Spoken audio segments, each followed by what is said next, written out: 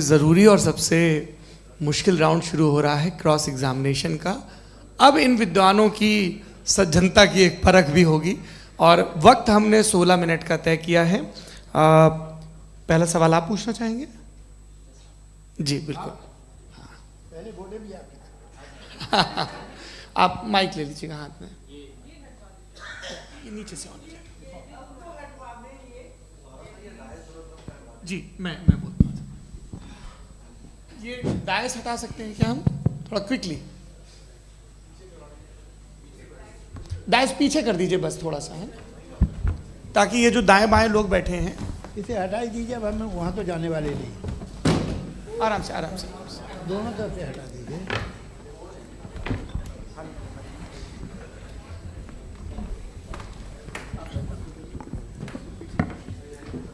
इस बीच आप लोग भी अपने अपने सवाल तैयार कर लें।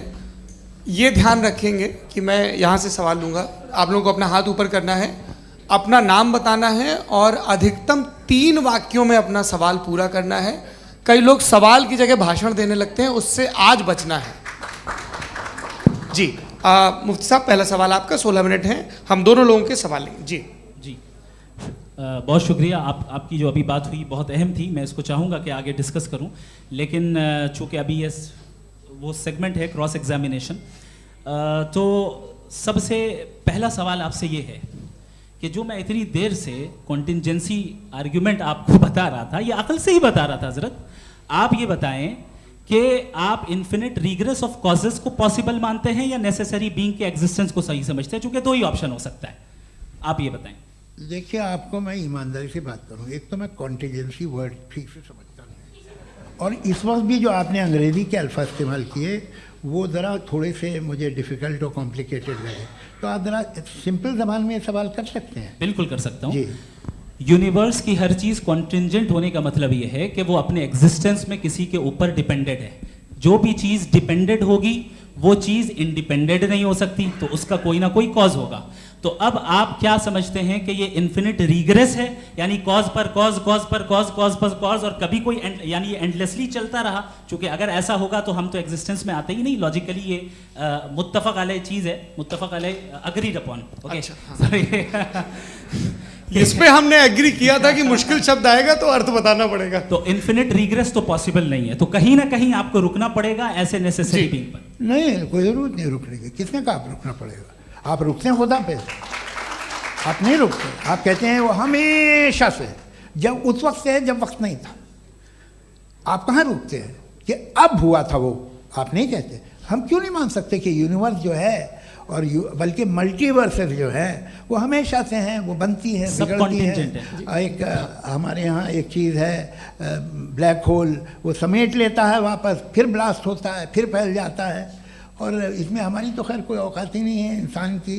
एक छोटे से ज़र्रे पे हम 50-60 साल की उम्र रखते हैं, जो करोड़ों अरबों साल की कायनात है उसमें, और पैदा भी नहायत ही बेहुदा वजह से हुए थे।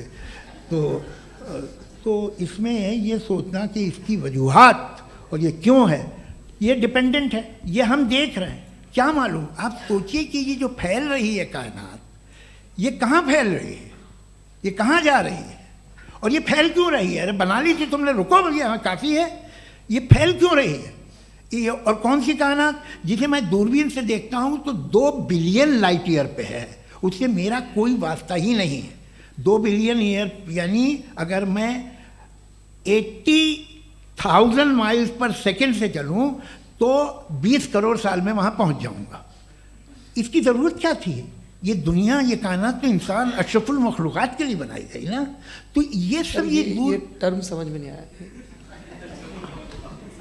इसमें कोई ख़ास समझने वाली बात थी भी नहीं। ये जो अल्टीमेट कहा यह जाता है कि ये जो पूरी यूनिवर्स है, ये जो दुनिया है, ये इंसान के लिए बनाई गई। अच्छा, ये सब इंसान के लिए। क्यों साहब, सही है ना? बिल्कुल, लेकिन इसका ये मतलब नहीं कि किसी चीज के पीछे रीजन आपको नहीं पता तो रीजन नहीं है, इसे कहते हैं नहीं, मुझे नहीं पता, लेकिन मेरी जिम्मेदारी नहीं है। वो बिल्कुल सही कहा था उसने, बर्टन रसल ने। आपने उसे मजाक में टाल दिया कि भाई आप एक दावा कर रहे हैं, मैं क्यों कहूँ कि ये गलत है दावा? आप प्रूफ कीजिए, मेरे पे जिम्मेदारी ही नहीं है, मैंने थोड़ी कहा है। आप प्रूफ कीजिए कि ये सही है। आप आर्ग्यूमेंट ऑफ जी, कॉन्टिंजेंसी आप का जवाब कोई ही नहीं दे सवाल रहे हैं। पूछना चाहेंगे? है? आप सवाल पूछना चाहेंगे मुफ्ती साहब से? क्योंकि ये क्रॉस एग्जामिनेशन का दौर है। आप जैसे पहले बोल रहे थे फेथ को लेके कुछ। मैं ये पूछना चाहूँगा कि खुदा ने जो भी रेवलेशन किए हैं, एक मज़हब के नहीं बहुत से मज़हबों में किए हैं, अलग अलग रेवलेशन है। कहीं कुछ एक बातें हैं, कॉन्ट्रडिक्शन भी है आपस में, कहीं कुछ आप कर सकते हैं, कहीं कुछ नहीं कर सकते। ऐसा नहीं है कि सबकी कोड ऑफ मॉरल एक है। तो ये किस्सा क्या है?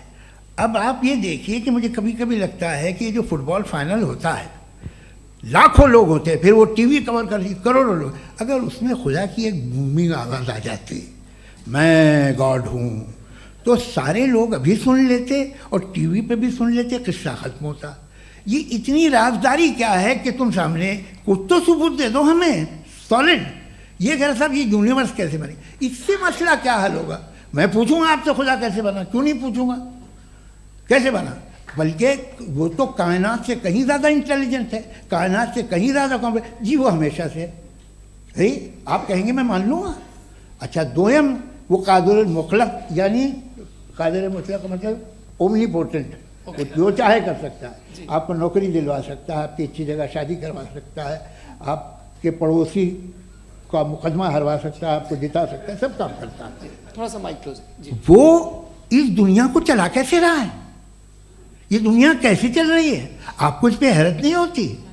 या क़यामत के बाद कभी एक जस्टिस होगा, जब ये बच्चा मर चुका होगा जिसकी धज्जियाँ उड़ गई बम से, इसको इंसाफ मिलेगा तब?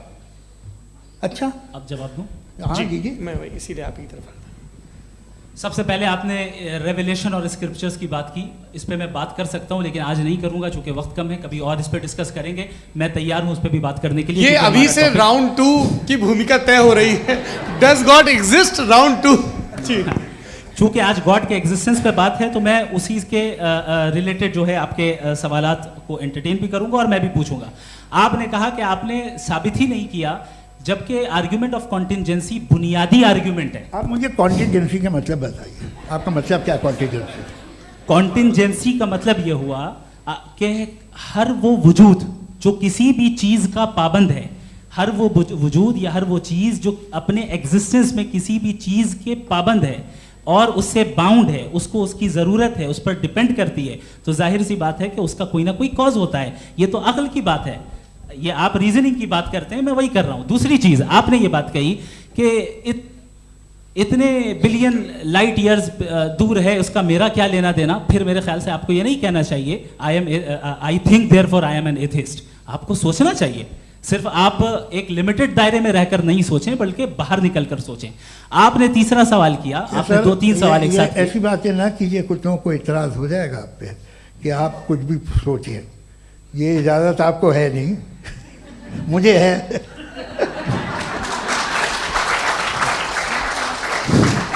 जी आपने प्रॉब्लम ऑफ इविल के ताल्लुक से सवाल किया और बार बार आप एक लफ्ज रिपीट कर रहे हैं कि ओमनीपोटेंट गॉड है, ऑल पावरफुल गॉड है।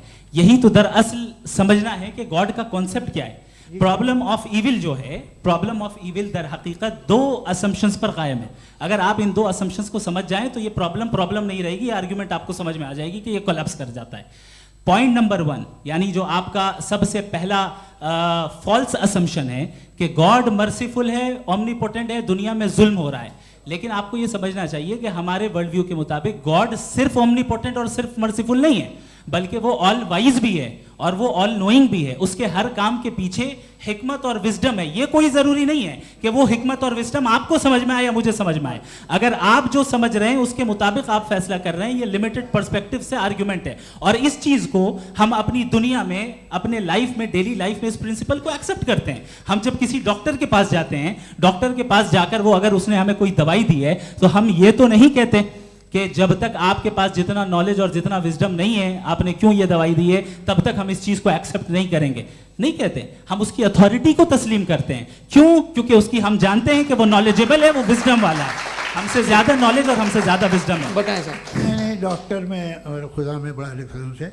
डॉक्टर पढ़ा लिखा होता है एक, तो मैं उसकी बात सुनूंगा। 2 ये नहीं, कुछ जवाब तो ये भी नहीं है सर आप प्लीज, भी आ आप जाइए, अगर चलिए। सब ऑडियंस से बोलने लगेंगे तो हाँ। फिर मतलब नहीं सिविलाइज बहस का। मतलब आप ये कहें कि चूंकि आप डॉक्टर पे बिलीव करते हैं इसलिए खुदा पे बिलीव कीजिए, क्या ये मिसाल आपको समझाने के लिए। आर्ग्यूमेंट है, इस पे आपको एतराज नहीं है। तो सिंपल बात ये है कि मैं अगर ये यकीन कर लूँ कि एक ओमनीपोटेंट उसकी मसलहत है, ये जो बच्चे मर रहे हैं ये मसलहत है उसकी, मुझे नहीं चाहिए थी मसलहत। उसकी मसलहत नहीं, यही मसलहत तो क्या समझना है। मतलब एक्सपीडियंसी। अच्छा, इस आपने अभी मेरी बात पूरी सुनी नहीं। मैंने कहा आपका पूरा आर्ग्यूमेंट 2 फॉल्स असम्पशंस पर है।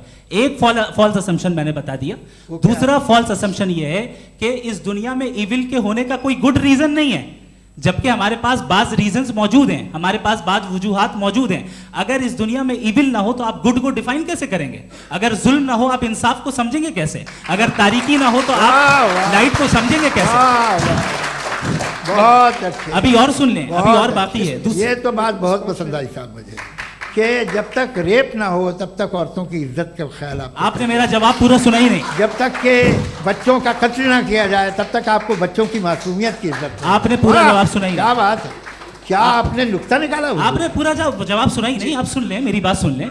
ये मैंने आपको एक चीज बताई। दूसरी चीज, इस दुनिया में हम आए हैं टेस्ट के लिए, हमारा टेस्ट हो रहा है और हर इंसान का अलग अलग अंदाज में टेस्ट होता है। और इस दुनिया में अगर इविल मौजूद है तो वो इविल जरिया है हमारे अंदर ह्यूमन नोबल क्वालिटीज को डेवलप करने का और अलग अलग फील्ड में प्रोग्रेस करने का। और अगर हमारे अंदर और इस दुनिया में इविल नहीं होता तो बताइए टेस्ट का मतलब क्या होता? अगर मैं अपने स्टूडेंट को एमसीक्यूज दूं और उसमें सिर्फ राइट आंसर लिख कर दे दूं और कहूं तुम्हारा टेस्ट हो गया, ये मीनिंगलेस है।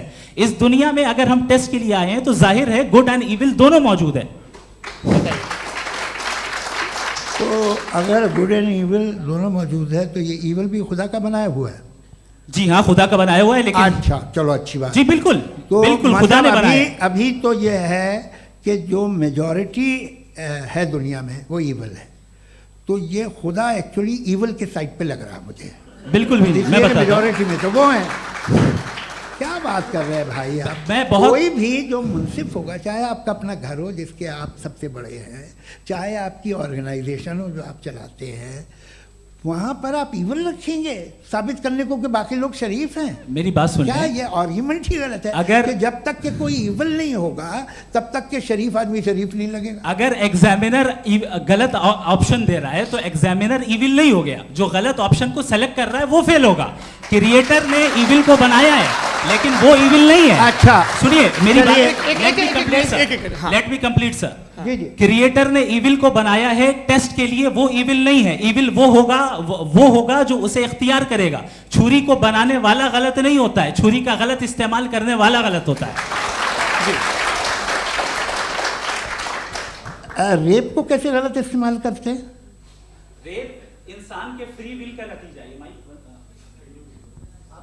ये रेप कैसे गलत इस्तेमाल होता है? ये मुझे अब सुन लें, अब सुन लें। गलत इस्तेमाल होता है। हाँ मैं बता रहा हूँ ना, कैसे गलत मैं बता रहा हूँ जी। कि जो इविल इस दुनिया में मौजूद है उसके कई सारे तरीके हैं। एक तरीका इंसान का अपना फ्री विल है। अब अगर कोई रेपिस्ट रेप कर रहा है तो इसका गॉड का कसूर नहीं है, वो अपने फ्री विल का गलत इस्तेमाल कर रहा है, उसको सजा मिलनी चाहिए। अच्छा। और उसी के लिए जहन्नम बनाई गई है। ये फ्री विल का भी बड़ा चक्कर। आप जब कोई बुरा काम करते हैं या कोई बुराई होती है तो ये कहा जाता है कि ये फ्री विल है। 7 billion free wills are moving on this planet. 7 billion free will. और एक आदमी अपनी फ्री विल से मुझे कत्ल कर दे तो मैं खुदा की मर्जी से मरा हूँ कि इसकी फ्री विल की वजह से? मेरी मौत खुदा के हाथ है या ये फ्री विल वाले के हाथ है? खुदा ने फ्री विल का निजाम बनाया है और उस निजाम का गलत इस्तेमाल करके कोई आपको मार रहा है, इस्तेमाल करके मेरा कत्ल कर देता है। अब मेरी मौत का जिम्मेदार कौन है? वो इंसान जिम्मेदार है। वो इंसान। जी। तो ये कहना कि और उसको सजा मिलेगी। तो अब आप आगे चलिए कि ये तय करना कि अल्लाह ही या खुदा, सॉरी अल्लाह ने, खुदा ही जिंदगी देता है, खुदा ही मौत देता है, ये गलत है। बिल्कुल गलत नहीं है। हाँ, नहीं, निजाम उसी ने बनाया फ्री विल का। निजाम मौत और हयात का उसी ने बनाया। You are contradicting yourself. अभी आपने कहा कि एक आदमी ने फ्री विल से आपको मार दिया, इसमें उसे फ्री विल दी गई थी, उसने गलत इस्तेमाल किया। 7 billion free wills are moving on this planet और आप चाह रहे हैं कि मैं सिर्फ खुदा का ध्यान करूं। ये 7 बिलियन फ्री विल्स को मुझे लुक आफ्टर करना पड़ेगा कि नहीं? ये तो तबाहियां कर रही हैं और तबाहियां ज़्यादा हो रही हैं। बिल्कुल। तो अगर आप बताएं अगर खुदा नहीं है फॉर एग्जाम्पल, तो आप इविल को कैसे डिसाइड करेंगे? यानी how can you define evil objectively without God? देखिए, दुनिया में 2 तरह के जानवर हैं, एक जो अकेले रहते हैं जंगल में और एक जो ग्रुप्स में रहते हैं। ग्रुप में जो भी रहेगा, चाहे वो आपका फाउंडेशन हो, चाहे कोई क्लब हो, चाहे कोई पॉलिटिकल पार्टी हो, चाहे कोई यूनिट हो, उसमें आपको इंटरैक्ट करने के रूल बनाने पड़ेंगे। यानी लोग तय करेंगे।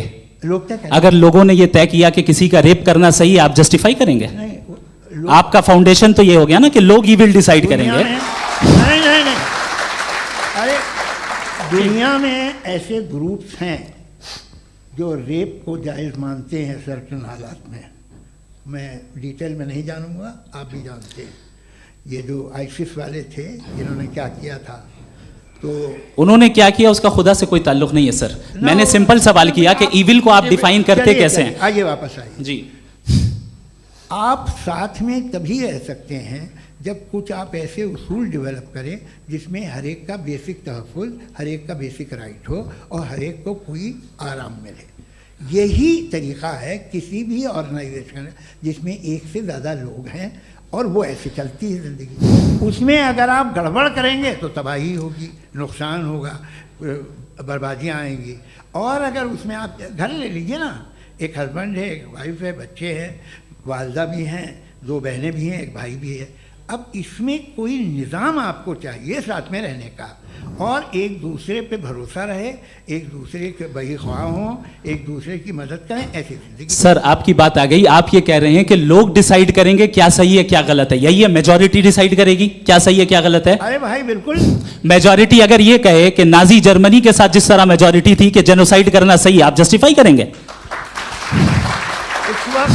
उस वक्त आपका ये सवाल सिर्फ उसके बाद क्लोजिंग। हाँ, उस वक्त प्लेनेट पे जो लोग थे, उनमें कितने लोग हिटलर को सही समझते? अच्छा, प्लेनेट की मेजॉरिटी तय करेगी, सोसाइटी की नहीं। प्लेनेट की मेजॉरिटी गॉड के एग्जिस्टेंस को सही मानती है, आप क्यों नहीं मानते? ये हेलो ये क्रॉस क्वेश्चन का राउंड यहाँ पर समाप्त होता है। और ये बड़ा अच्छा है कि इस तरह से फ्रेगमेंट कर दिया गया है ताकि जो मरकरी ऊपर जा रहा है नीचे जवाब दे दूं। जी। प्लेनेट की ज़्यादातर मेजॉरिटी कुछ दूसरे मजहबों के खुदा को मानती है। आप उन्हें क्यों नहीं? आप तो मेजॉरिटी की बात कर रहे हैं। अच्छा, ये क्लोजिंग आप ये कह रहे हैं इविल और गुड को डिसाइड मेजॉरिटी करेगी। मेजॉरिटी जो कर दे वो सही हो जाएगा। क्लोजिंग इसको जैसा आप ही लोगों ने तय किया है उसी फॉर्मेट को फॉलो कर लेते हैं। हाँ भाई, मैंने तो भले लोगों पे एतबार किया और तब मॉडरेशन तय किया। जी, आपके पास 5 मिनट का वक्त है, क्लोजिंग आर्ग्यूमेंट है, उसके बाद हम ऑडियंस से क्वेश्चन आंसर लेंगे जावेद साहब के क्लोजिंग आर्ग्यूमेंट के बाद। ओके, बहुत शुक्रिया जी। हमारा जो टॉपिक है डज गॉड एग्जिस्ट, मैं इस पे इतने एकेडमिक तैयारी करके आया था। मुझे था कि मैंने सोचा था कि कई सारे मैं आर्ग्यूमेंट्स दूंगा, लेकिन वक्त की भी किल्लत और जावेद साहब बार बार इधर उधर चले जा रहे थे तो उसको भी थोड़ा एंटरटेन करना पड़ गया। डज गॉड एग्जिस्ट पे मैं एक ही आर्ग्यूमेंट दे पाया। आर्ग्यूमेंट्स बहुत हैं और डेफिनेटिव आर्ग्यूमेंट्स हैं, और मेरे आर्ग्यूमेंट को किसी एक राउंड में भी इन्होंने एंटरटेन नहीं किया और रेफ्यूट नहीं किया। एक राउंड में भी नहीं, एक राउंड में भी नहीं। और ना ही अभी आपका क्लोजिंग आर्ग्यूमेंट आएगा, नहीं, वो बता देना। Argument of contingency sir. अरे मैं आपसे कई बार कह चुका हूं कंटीजेंसी का मतलब अब मैं कैसे समझाऊं आपको? आपस में हाँ, आप और कितने आसानी से समझाऊं मैं, मुझे तो नहीं समझ में आ रहा है। आप अपनी आर्ग्यूमेंट ऑफ कंटीजेंसी उर्दू में बोल सकते हैं। हाँ, आप अपनी बात पूरी कर लें जी, आखिरी 4 मिनट। दूसरी चीज, just a minute please ma'am, can I talk? दूसरी चीज ये है कि आपने एक तो इसका जवाब नहीं दिया, दूसरा आपने गॉड के ना होने पर कोई डेफिनेटिव आर्ग्यूमेंट नहीं दिया, सिर्फ मजहब पे बात कर रहे हैं आप। मजहब तो आज हमारा टॉपिक ही नहीं था। आज तो हमारा टॉपिक हो, आप मजहब से ले लेकर आईएस तक चले गए। भाई हमारा क्या ताल्लुक है उससे? We condemn them. और उसका गॉड से क्या ताल्लुक है? अगर कोई गलत काम कर रहा है, किसी ने किसी को कत्ल किया, किसी ने किसी का रेप किया, उसको सजा मिलनी चाहिए। और आपके पास कोई भी rational strong foundation of morality नहीं है।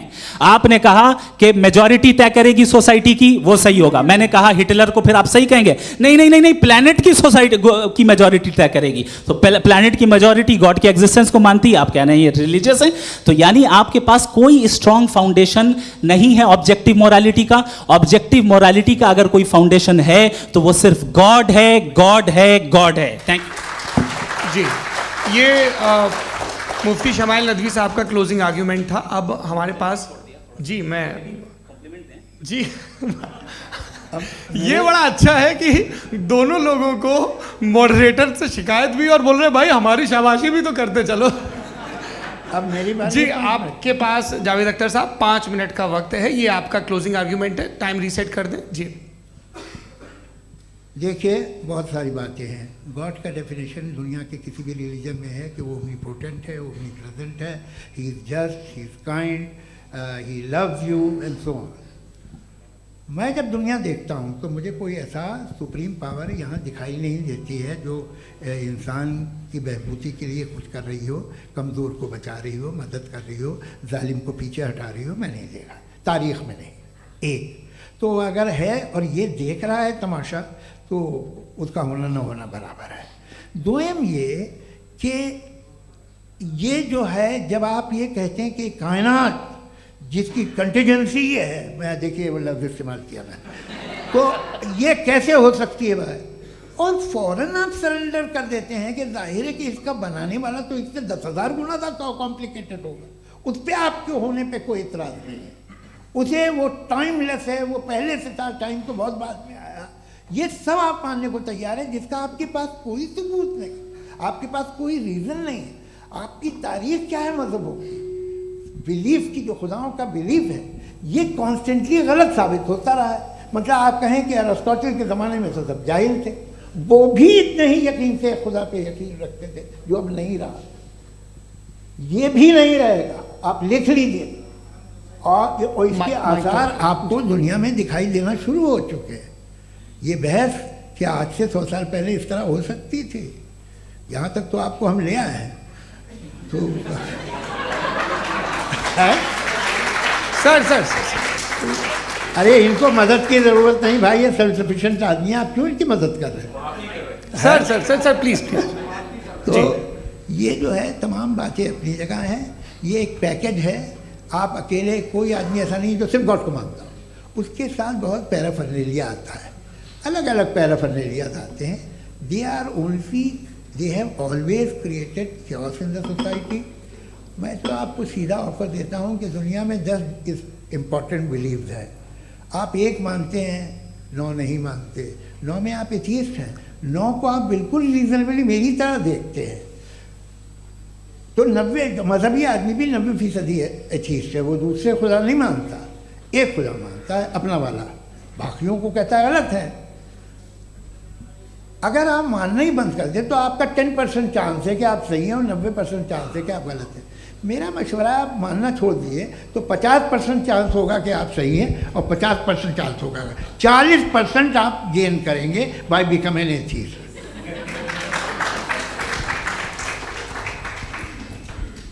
ये एक फरसूदा ख्याल है, ये ख़त्म हो रहा है। हो सकता है मेरी ज़िंदगी में ना हो, लेकिन ये हो जाएगा। जो बातें ये इनको आप मेटाफिज़िकल, ये वो ऐसे रिस्पेक्टेबल टर्म दे दिए, ये तो उन लोग के हैं जिन्हें ना फिज़िक्स मालूम थी ना मेटा मालूम था, ये उन्होंने आपको दिए हैं। जी बहुत शुक्रिया आप दोनों लोगों का। और अब इस बातचीत का आखिरी राउंड शुरू होगा, डज गॉड एग्जिस्ट की ये बहस मुफ्ती शमाइल नदवी और जावेद अख्तर साहब के बीच। आप लोग अपने